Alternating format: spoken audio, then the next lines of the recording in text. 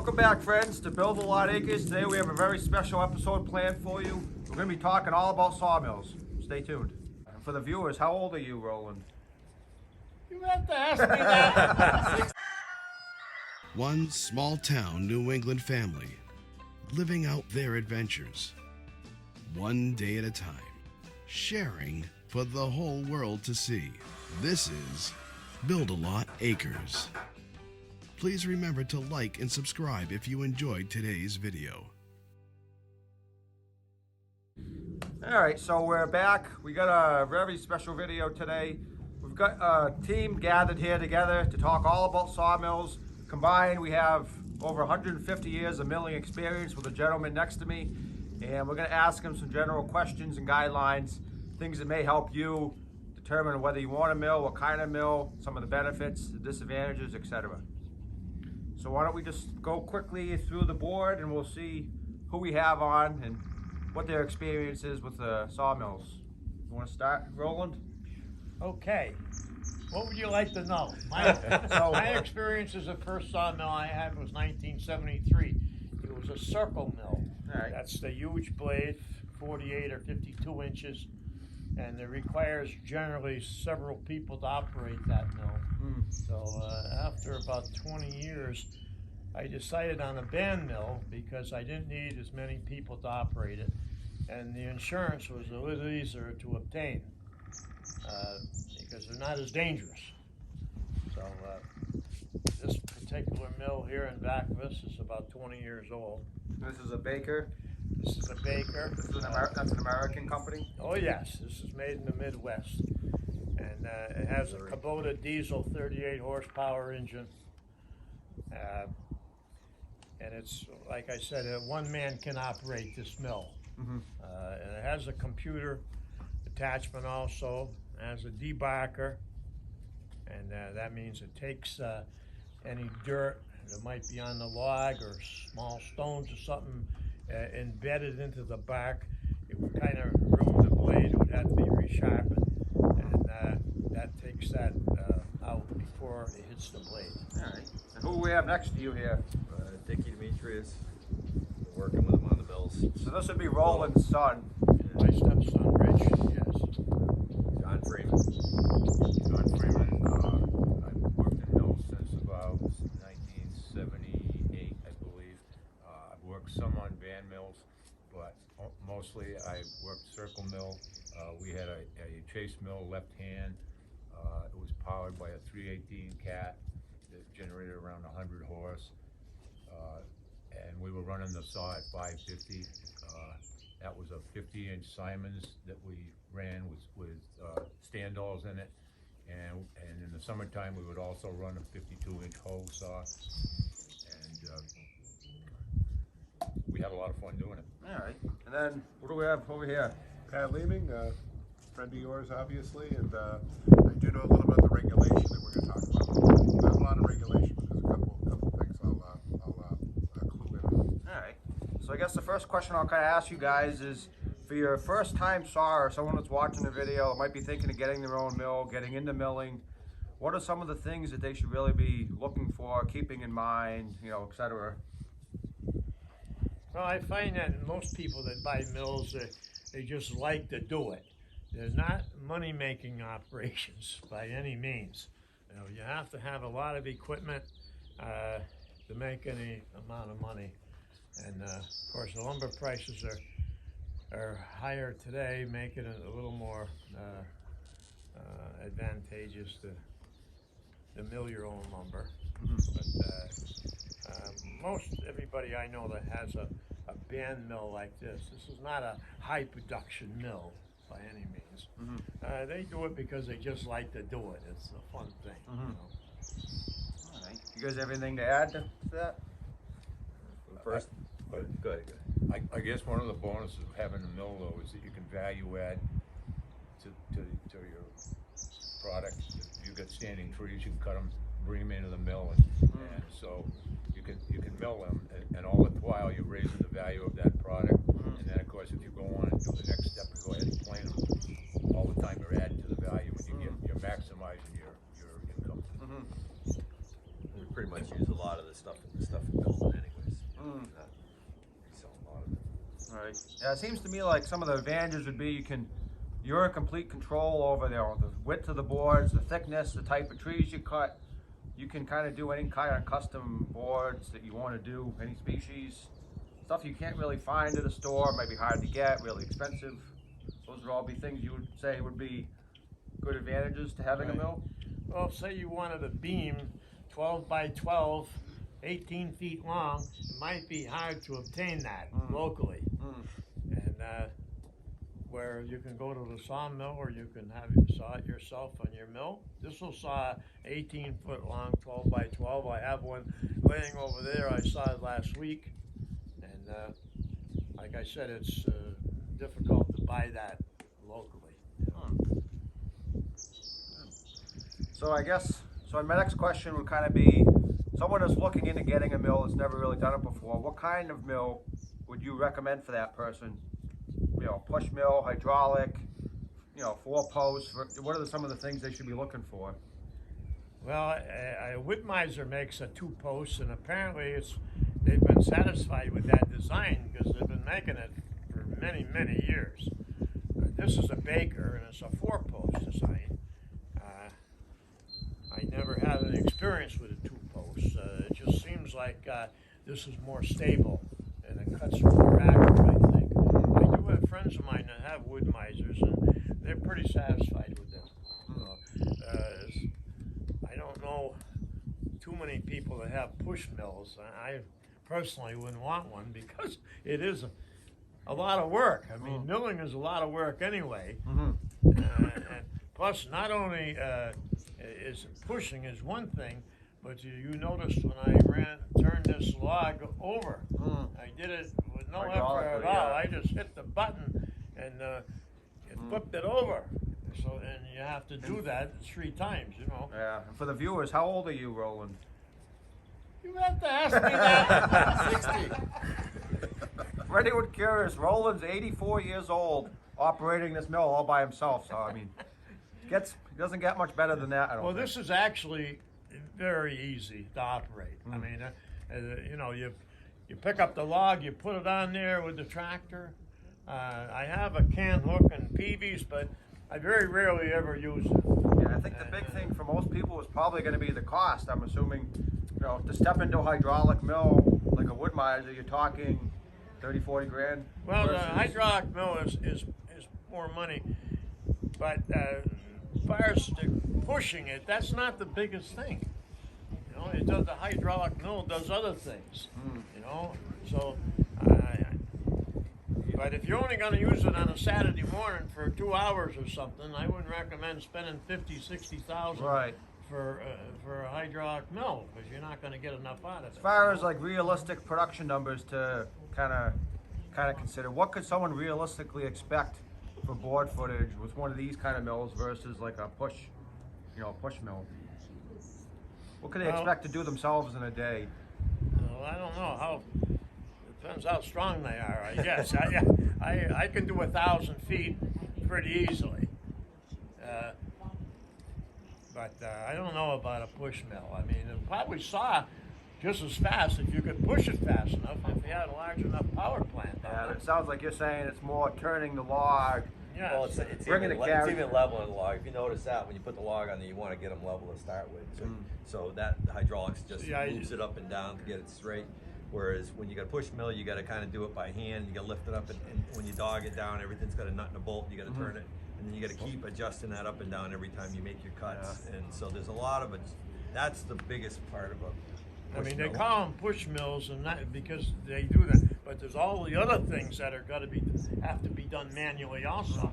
Yeah, I see some of the brands like Woodmiser, I believe, offers a push mill that you can later add hydraulics to. Oh, really? What do you think of stuff like that? Yeah, that'd probably be a good idea, but One good thing about the hydraulic is that you can control your taper slides and your knees. So that as you're cutting down, if you think you're going to ram the knee, you just fold that thing down. And the same with the taper slide. That avoids this jumping over back and forth. Right. That'd drive you crazy. Now, you were saying earlier, we were talking off camera, and you said that your nephew has a Woodland Mills? Yeah, he has a Woodland, and my niece's husband, he has one of the big Woodmisers. So what are their kind of thoughts on him? How long has he had the Woodland Mills? Does he like it? He's had that about about a year, Yeah, about I a guess. year, yeah. Just about a year. He got started on it, and then he discovered that he had problems with the trailer under it because it was a homemade job, and they had bound the whole thing up, and so we had to release it all and kind of start over. The Wood Miser, that's a pretty good mill, but it's a one-post job, and in 16 feet you'll see an 1/8 inch deviation, even with a brand new blade. So I don't know if that's because of that weakness, only having one post or not. Now, are these two guys selling wood, or are they just milling their own stuff? They're just having fun. One of them is he's a dental surgeon with a lot of money. So one of the things, if they're gonna get a push mill is building a base to put it on. You just don't wanna put the thing on the ground. You know, I mean, you want a stable base. You know, we have frost issues around here, so you Yep. wanna build something substantial, you know, some posts below the frost line when you set this thing up. You don't wanna be coming back all the time and changing it and fixing it. Yeah. He's talking about a push mill, you know. Right. This one is on wheels, and you can move it around if you wanted to, and set it up. It doesn't take too long to set it up. There again with the hydraulic. Yeah, I think But the that same thing, you gotta keep this fair. You don't have to do much with Even with a circle mill, we'd saw all winter long, but in the spring when the frost came out, we'd have to shoot that with a transit and shim that, those trackways if we had. So that's pretty common for any mill. Yeah. Sounds like. Especially if this has a 12-inch thick concrete slab under it with ample drainage, so we don't have any movement of the ground. Right. Well, obviously, I'm sure you guys must have kind of designed it that way from the get-go. Yes. So I see it's on wheels. Do you ever bring this out and do milling on site? No, I can't move it out. I Cut even the hitch took- off. I cut the hitch off. I'm never gonna. So we move couldn't it. move it. This used to be over in the field over there until I built this building. You know, once we built this, it's never moved. All right. It's easier to bring the logs in, you know. Roland, did you use your milled lumber here to Yeah. build this house? Yeah. That's cool. That's very pretty. Yeah. That barn too. I built that barn with it. Now, are there certain species that you kind of tend to stay away from because they end up having a lot of sand in the bark, or get dirtier, or hard to cut, or? Well, the only reason why there's sand in the back is because people allow them to land on the ground. And if it's in a gravel area, the dirt can get embedded into the log. But normally that's not the problem, because we try to keep them clean. But hemlock logs, also a softwood, they have a lot of, they're a little bit stronger than pine, maybe 5%. But there's a lot of limbs. And, it takes a while to cut them. In the forest, I think, anyway. I mean, I think pine logs are more valuable because sometimes you get a nice grain, and that's good wood for finish carpentry. But as a first time guy, you gotta be careful with pine. You don't wanna cut it in the summer. You cut the log in the summer and let it sit in the ground, the wood borers will get in there overnight and destroy the log, or it'll heat up and get loose stains. So you gotta peel the bark off it right away. So you only do pine in the cold weather? Or cut it that day. Cool. If you're gonna let the log set, make sure it's cool. Because if they heat up, the wood borers are gonna go in there and they're gonna destroy the log. They'll bore right through That's the a log. good, that's a And good it'll all tip. turn blue too. You'll get blue stains up the Yeah. whole log. The boards will be junk. If you're gonna be cutting hemlock, you have to be sure, for framing purposes and stuff, you have to be sure that you selected the right area for it, because if you get hemlock up on a hill on thin soil, that's all gonna be full of ring shake and star shake, and it'll be brash, and it'll fall apart on the mill. You wanna find your hemlock like in deep frost pockets where they can, and then you'll get those nice tight little black knot in it that will stay put, and that's the stuff that'll make good 2-inch timbers. Now, speaking of knots, what do you guys look for in a saw log? Is there a certain maximum size knot that you're looking for, or a branch, or anything particular that you look out for? Yeah. Depends what you're gonna do with the wood. Yeah. If you're gonna make posts for framing, or if you're gonna just use for putting down pine floors or whatever. You like the reddish knot, black around the perimeter of the knot. If you see black around that perimeter, that's probably gonna be a loose knot. You'll fall out. Yeah? There's a whole Yeah.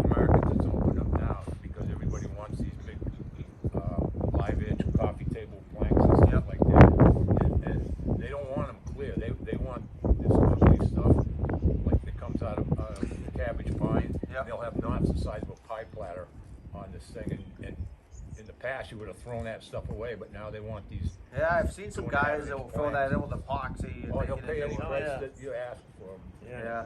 So I guess my other More money question. than brains, I guess, you know. So have you guys ever seen, or have you ever milled up like hardwood lumber specifically? I was thinking it'd be a cool market to do like black locust, cedar, you know, naturally rot resistant woods. And you could kind of sell them for outdoor projects, decks, gazebos. You ever do something like that?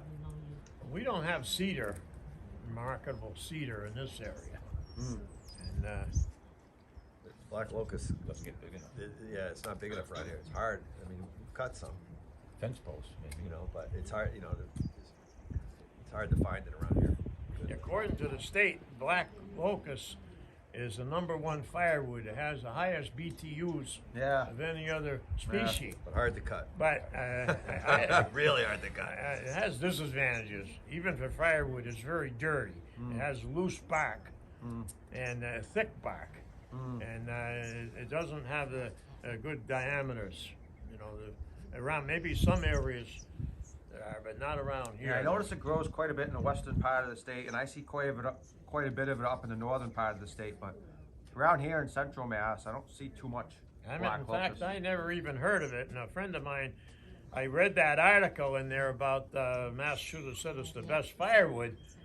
I said to my friend, who is very experienced in the wood business, why would they say that? I never even saw a black locust. And he says, well, you have acres of it down on your property. Yeah, it's The other actually side of town. So I went down and looked at it. it's actually considered an invasive species. It does. It grows along the top of the ground and it keeps sprouting Yeah. up. And trees were all over, but no diameter. They were like 6 Yeah. inches, maybe 8-inch It max can now. it can get big. I have one across in my office, and it's 5 feet across. Wow. Yeah. That's it. Well, like you said, I've heard that it gets a lot of sand naturally in the bark when it grows, so it can be very tough on chains, kind of like shagbark, hickory, or something like It's that. so tight. So Most of the hard. sand and gravel you come across is when somebody wants to bring logs in for custom sawing, and they'll drag the pine through the gravel, and the pitch ring is plastered with sand and gravel. You can't saw that stuff. So what do you do on something like that? Do you brush it off? Do you just You tell gotta them you strip can't the do it? bark, it. I really. would call them up and say, get over here and clean these logs. Yeah, the first time home buyer tells you, don't drag your logs to the ground. So I guess my last thing I wanted to touch on is people that want to build projects with this lumber, what kind of requirements are there as far as grading the lumber, stamping? You know, a lot of people probably don't realize some states you can't just take the lumber and go build stuff. You actually have to get it certified in some manner to maybe get a building permit, or Pat could probably be a good person to ask. Yeah, This one? well, we got a species stamp, but we really don't regulate the species in the Commonwealth. But we do have a mill stamp also. The reason for the mill stamp, and you know, I had to do a little research. The reason for it, but the reason is so we could track where it came from in case there's an issue, and then we'd pay a visit to the mill and say, hey, we're having an issue with some of the wood. But you have to have that stamp on that wood to be able to use it commercially. So you know, with So it's the more of a wood record keeping thing? it is, and you know, when the inspector comes over, you know, a good inspector will look and make sure someone's not going to hurt themselves. You know, we would look at something like making sure it's a safe area.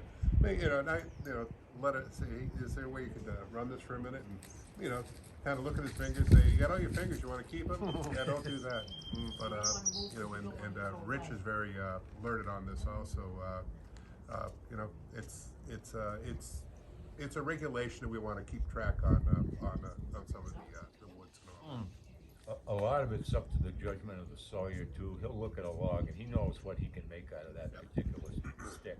And if they're making timbers, you always try to box the heart dead center, and that's going to give you the most stability. Because if you saw that thing off, or you get a log with an offset heart, that's not going to work out. That thing is going to want to take a sway. And so, My advice to everybody who's looking to do this, you know, in whatever state you might go speak to your go speak to your building official. He's usually the person that's going to at least guide you in what we're looking for, and probably a state inspector or something like that would come over and look at this. But you know, check out your state. Make sure you're doing it correctly. follow the rules in your area. Every state is going to be different. Even town to town can be different. So you really want to check your local authorities and make sure that you're doing everything by the book. Well, I want to say thank you, sir, for showing us around the mill and telling us a little bit about it. And Please do it.